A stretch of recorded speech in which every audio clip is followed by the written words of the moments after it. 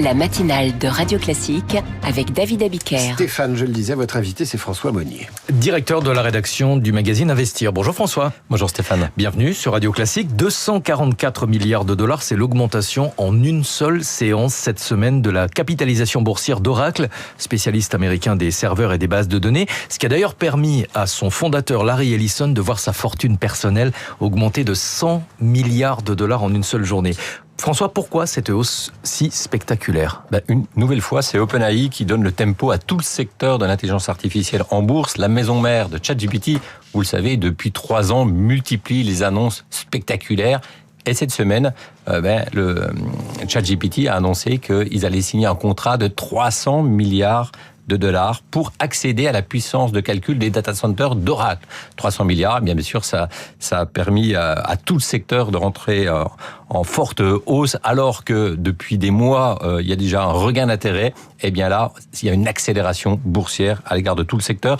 Et Oracle a bondi de 244 milliards. Pour vous donner une ordre d'idée, c'est le double de la valeur boursière totale de Sanofi. Et cette hausse de en une journée. En une seule journée. Ouais. C'est incroyable.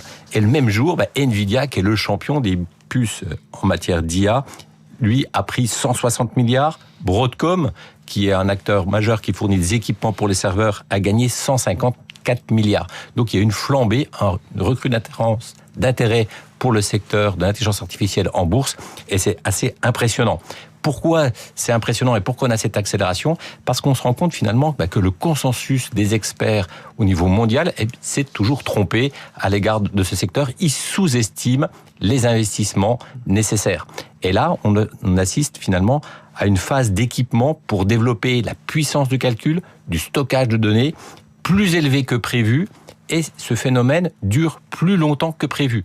Pour vous donner un ordre d'idée, au début de l'année, après une hausse de 44% des investissements en 2024, les experts s'attendaient encore à une belle croissance, mais une croissance qui aurait dû ralentir et qui aurait dû être de 20%. On aurait dû passer de 44% à 20%, et finalement, on aura une croissance de 50% cette année. Donc non seulement on n'aura pas de ralentissement de la croissance, mais elle sera supérieure à celle de l'an dernier. Exactement. Ouais. Et ce phénomène devrait encore se poursuivre en 2026, alors qu'on attendait une décélération logique après des tels montants investis et mis sur la table. Et bien finalement, avec ces annonces d'OpenAI, et peut-être qu'en 2026, on aura encore une croissance extrêmement forte. Les chiffres sont spectaculaires, vous l'avez dit, des dizaines, des centaines de milliards de dollars de capitalisation boursière supplémentaire.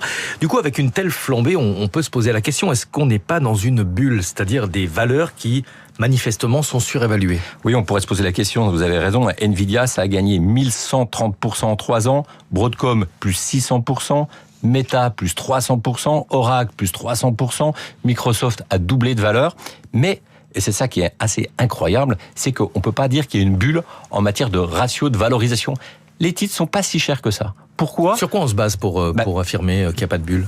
On essaie de regarder quelle est la génération de cash, comment ils arrivent à améliorer leurs bénéfices. Et on voit par exemple que Nvidia, ses bénéfices progressent aussi vite, voire peut-être même un peu plus vite que le cours de bourse. Résultat, quand on regarde les multiples de valorisation, dans le jargon, on regarde surtout la capitalisation divisée par les bénéfices, et bien on se rend compte finalement que les sociétés sont pas chères, et même elles décotent de 25% encore par rapport au sommet de la bulle Internet. Tout le monde, quand on parle de bulle, on fait référence au crack des années 2000, et à cette époque-là, les titres étaient très chers, et aujourd'hui, ils sont 25% moins chers que ce qu'on pouvait observer au moment de la bulle. Donc, en termes de valorisation, on peut pas dire qu'il y a une bulle. Et donc, bien sûr, ça suscite encore de l'engouement en bourse. Alors on dit c'est la folie autour des valeurs de l'intelligence artificielle, mais est-ce que c'est vraiment une catégorie homogène ? Est-ce que toutes les valeurs se valent dans cet écosystème ? Non, toutes les valeurs ne se valent pas. Surtout, ce qu'on surveille, c'est à quel moment on aura une inflexion dans les investissements. C'est ça qui retient toute l'attention des investisseurs, parce qu'à un moment donné, on ne va pas pouvoir continuer à mettre autant d'argent sur la table pour développer la puissance de calcul. Le jour où il y a une inflexion, mais ça c'est extrêmement difficile à déterminer, il est certain que les actions, les équipementiers, les fournisseurs de semi-conducteurs, de puces, ceux qui produisent des serveurs, qui permettent à ces serveurs de se connecter entre eux, donc les Nvidia, les Broadcom, eh bien vont chuter en bourse. Simplement, on ne sait pas quand est-ce que cette inflexion aura lieu. Ça, c'est le premier élément qu'on essaie de... En tout cas, pour l'instant, ce sont eux qui en profitent en priorité. Vous avez souvent fait le parallèle avec les vendeurs de pelles et de pioches lors de la ruée vers l'or. Exactement. Donc, pour l'instant, on a toujours besoin... Aujourd'hui, on ne vend pas des pelles. On a toujours besoin de pelles et de pioches, voilà. Mais à un moment donné, ça va s'arrêter. Ouais. En revanche, et c'est ça qui est intéressant, c'est lorsqu'il y aura cette inflexion, ce qu'il faudra comprendre, c'est pourquoi on arrête d'investir. Est-ce qu'on arrête d'investir parce que finalement, l'intelligence artificielle, ça ne génère pas des revenus supplémentaires pour les utilisateurs ou des gains de productivité? Et donc là, bien sûr, tout le secteur va baisser en bourse, ou tout simplement, on arrête d'investir parce que le marché devient mature, on a suffisamment de puissance de calcul. Et si c'est ce scénario-là qui se dessine, ça voudra dire quoi? Ça voudra dire que les géants de la tech, qui gèrent le cloud, qui gèrent les serveurs, les Amazon, Google, Microsoft, eh bien eux, ils vont connaître un âge d'or, parce qu'on n'aura jamais, ils vont ralentir les investissements, et au moment où ils ralentissent les investissements, ils vont générer énormément de trésorerie. Il y aura un retour sur investissement phénoménal, le retour sur investissement qu'on aura le plus élevé de toute l'histoire de la bourse. Et là, on aura du dividende, des rachats d'actions, et ce sera, assez magique pour les Microsoft et autres Amazon. Inversement, quels sont les acteurs qui sont les plus menacés par l'IA? Les acteurs les plus menacés par l'IA, on le voit, on le pressent lorsqu'il y a une enquête qui a été faite auprès des 500 directeurs du S&P 500, des 500 plus grandes entreprises américaines. Quand on leur demande à quoi va servir l'IA, eh bien, ils répondent qu'ils attendent beaucoup de gains de productivité dans les centres d'appel, des gains de productivité dans le codage et aussi dans le marketing. Et ça, on le voit déjà en bourse. Concrètement, on a en France un champion dans les centres d'appel qui s'appelle Téléperformance. C'est le numéro 1 mondial des centres d'appel. Eh bien, depuis la sortie de ChatGPT, eh bien, l'action a baissé de 80%. Et là, hier soir, Euronext a annoncé que Téléperformance allait quitter le sein des saints, c'est-à-dire le CAC 40, à partir du 22 septembre. Et remplacé par Euronext. On n'est jamais aussi bien servi que par soi-même. Si je vous dis 2697, qu'est-ce que ça vous évoque? C'est le prochain numéro d'Investir. Ouais, 2697e numéro, il sera dans le kiosque demain, en ligne dès ce soir.